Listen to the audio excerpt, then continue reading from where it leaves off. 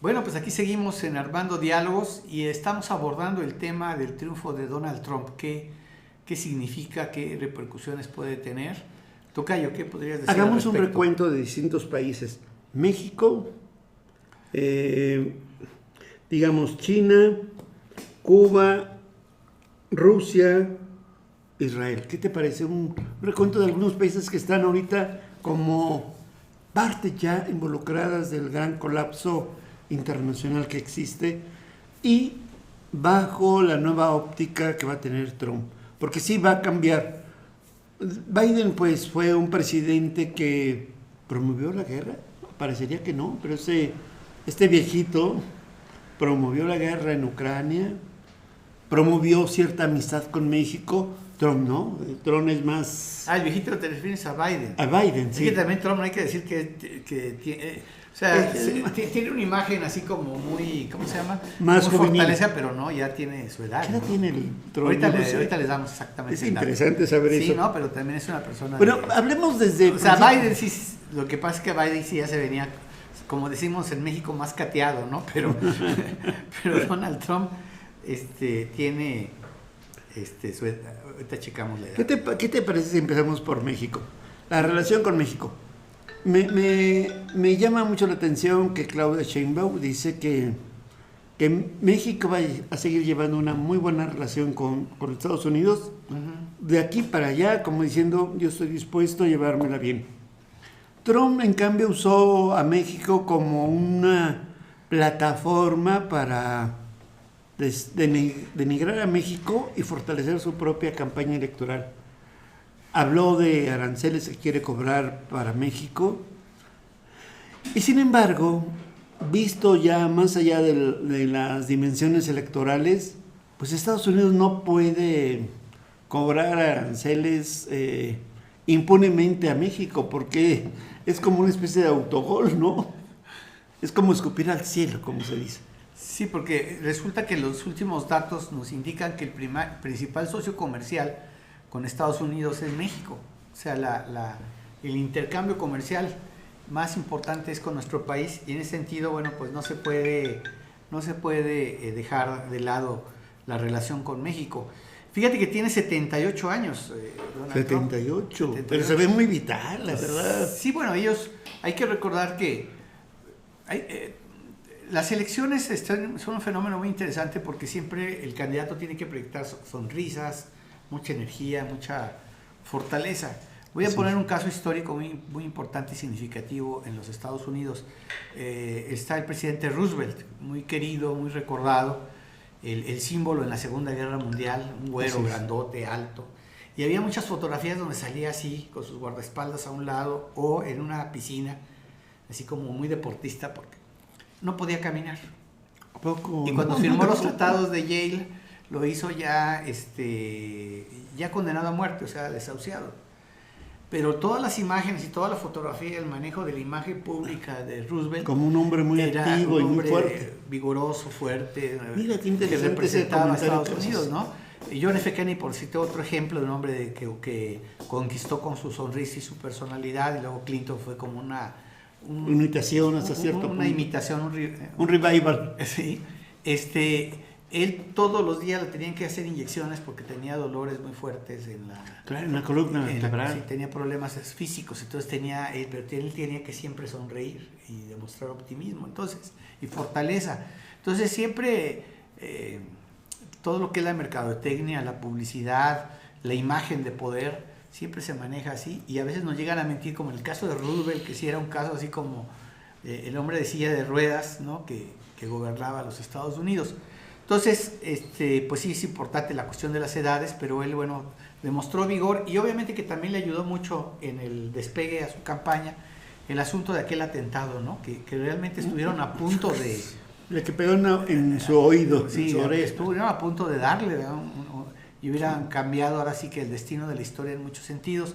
Pero bueno, Donald Trump está en el poder y habrá que ver cómo gobierna, porque también habría que recordar que ya gobernó, o sea, ya tuvo 4 años dirigiendo los destinos de Estados Unidos y algunas de las cosas agresivas que él promovió sí las cumplió, pero otras no del todo. Entonces, Hay gente que está muy preocupada y asustada con él, los que no son sus seguidores, obviamente, y preocupados por lo que puede ser agresivo a México, sobre todo a los inmigrantes mexicanos, que lo más grave, que de las cosas así que de veras eran deleznables o detestables, era esta política de separar a los hijos de los padres.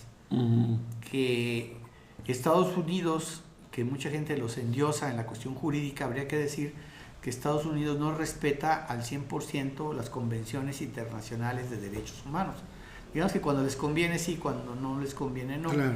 Y en este caso era una violación totalmente a los derechos de la infancia, pues separarlos de los padres, ¿no? Y tenerlos en cárceles como fueran animalitos. Fue de las cosas que sí realmente su administración fueron terribles. Esperemos que no lo vuelva a hacer. Y sin embargo, no hay que dejar de reconocer que en Estados Unidos alguna población que ya logró un estatus, aunque sea latina de origen, pues ha votado por Reagan, por Reagan, por Trump. Sí.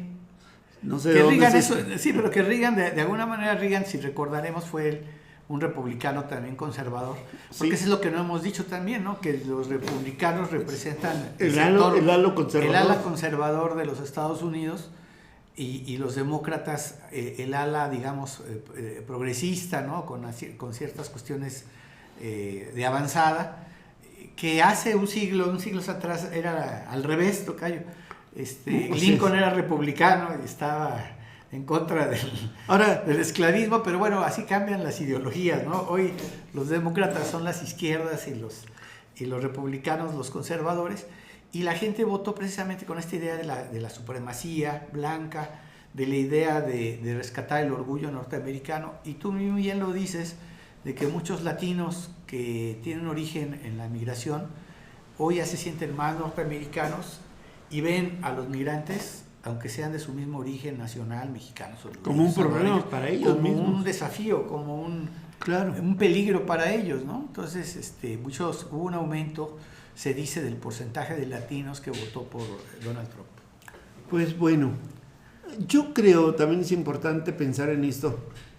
Trump intenta rescatar un sentido de la identidad americana que se fue diluyendo, es decir, un imperio que ponía orden en el mundo, que trataba de dar línea al mundo y que implicaba, digamos, un predominio. Pero ese mundo unipolar que se representaba en Estados Unidos y por tanto sus presidentes, sea de un bando o del otro, o sea, el predominio iba a perdurar, siento que ahora está empezando a colapsar. Digamos, por decirlo así, estamos en el principio del fin.